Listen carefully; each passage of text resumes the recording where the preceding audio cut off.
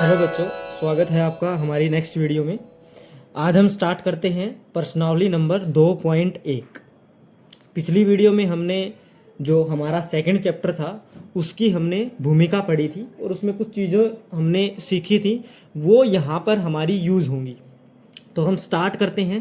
पहला क्वेश्चन है हमारा, निम्नलिखित समीकरणों को हल कीजिए और अपने उत्तर की जांच कीजिए। इस समीकरण को हमें हल करना है, यानी कि इसमें x की जगह क्या आएगा वो हमें पता करना है। तो x की वैल्यू निकालने के लिए हम क्या करते हैं, स्टार्ट करते हैं। 3x is equal to 2x plus में 18 हमारा है। तो हम x की वैल्यू निकालने के लिए हमें x की संख्या को एक साइड और बगैर x की जो भी संख्या है उनको बराबर के एक साइड करना है। तो ये बराबर है, बराबर की ये RHS यानी कि ये राइट हैंड साइड है हमारी और ये लेफ्ट हैंड साइड है हमारी। तो यहाँ 2x है, इसको बराबर के इस साइड लेके आएंगे हम। तो हम लिखेंगे 3x बराबर की इस साइड हम लेके आएंगे 2x को, तो क्या हो जाएगा, 2x प्लस का है, यहाँ आके 2x माइनस का हो जाएगा, बराबर 18 ये यहाँ का रह जाएगा। 3x में से 2x जाएगा तो x बचेगा हमारा और बराबर 18। अब x की वैल्यू हमारी आई है 18, यानी कि x का जो मान आया है वो हमारा आया है 18। ठीक है, अब समीकरण को हल हमने कर लिया। अब क्या करना है, अपने उत्तर की जांच कीजिए। अब हमें यह पता करना है कि जो 18 आया है क्या वो सही है या गलत है। तो उसको हम चेक कैसे करेंगे, अब x की जगह यहाँ और यहाँ x की जगह हम 18 रखेंगे और अगर दोनों साइडें बराबर आ जाती हैं तो इसका मतलब हम बोल देंगे कि हमारा उत्तर सही है, हमने उत्तर की जांच कर ली। तो 3x is equal to 2x plus में 18 हमने लिख दिया। अब x की जगह क्या रखना है हमने, 18। तो 3 गुणे 18 बराबर 2 गुणा 18 हमने रख दिया प्लस में 18। अब ये है हमारी लेफ्ट हैंड साइड और ये है हमारी राइट हैंड साइड। बराबर के इस साइड लेफ्ट हैंड साइड, बराबर के इस साइड होती है राइट हैंड साइड।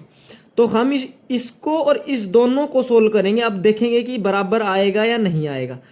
तो 18 तिये 54, 54, 18 दूनी 36 प्लस में 18, ये आ गया हमारा 54, 54 और यह हमारा 8 और 6 14, 3 और 1 4 और 1 हासिल जो थी वो 5।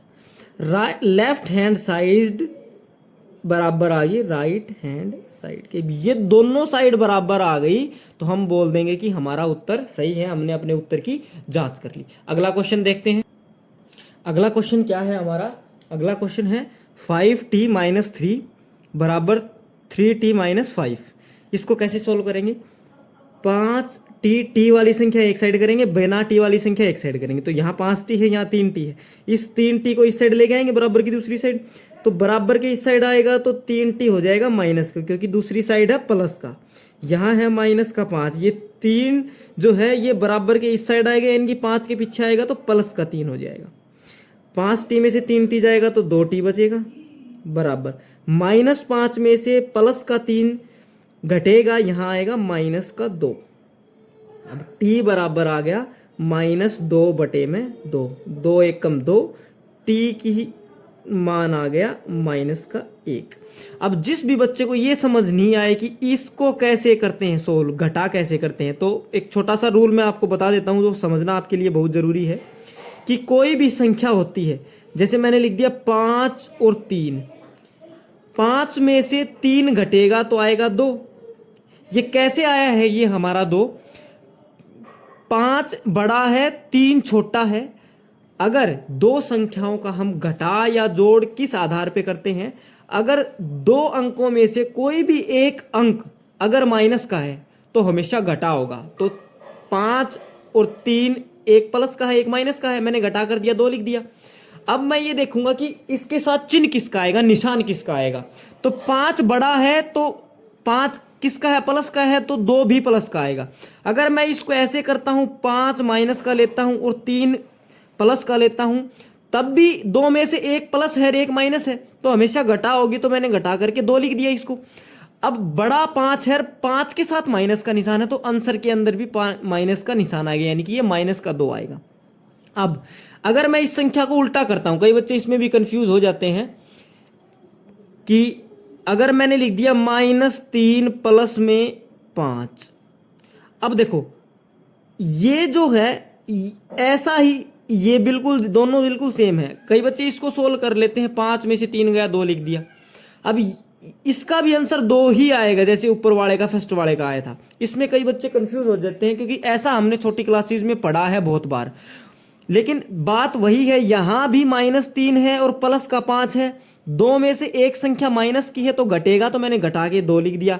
बड़ी संख्या 5 है तो 5 के साथ प्लस है, तो यहां आंसर के अंदर भी 5 प्लस का ही 5 अगर प्लस का है तो आंसर के अंदर भी 2 प्लस का ही आएगा। अगर ये दोनों माइनस के है, -3 और माइनस अगर 5 है, ऐसा अगर है तो देखो यहां जोड़ होगा। 5 और 3 में 8 लिख दूंगा, लेकिन निशान माइनस का ही आएगा, यानी कि जो साइन है, जो चिन्ह है, वो हमेशा माइनस का ही रहेगा। इस चीज का आप ध्यान रखें। और जो मैंने बात अभी यहां बताई है, इसको आप वीडियो को पीछे करके कम से कम 2 से 3 बार जरूर इस चीज को देखें, क्योंकि ये गलती अक्सर बच्चों से होती है और ये छोटी सी गलती होने के कारण उसका पूरा क्वेश्चन गलत हो जाता है। अब देखो, जैसे हमने इसकी जांच करी थी ऊपर पहले वाले क्वेश्चन की, ऐसे ही अब हम इस क्वेश्चन की जांच करेंगे। किसकी? इसकी। 5t माइनस में 3 बराबर में 3t माइनस में 5। टी की जगह क्या रखेंगे? -1। टी की जगह -1 रखते हैं। 5 टी की जगह -1 माइनस में 3 बराबर 3 गुणा में टी की जगह -1 और माइनस में 5। अब इस साइड को सोल्व करते हैं, पहले लेफ्ट हैंड साइड को, इस साइड को 5 की 1 के साथ गुणा करेंगे तो 5 का 5।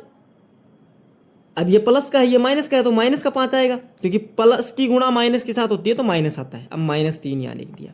-5 और -3 माइनस का 8।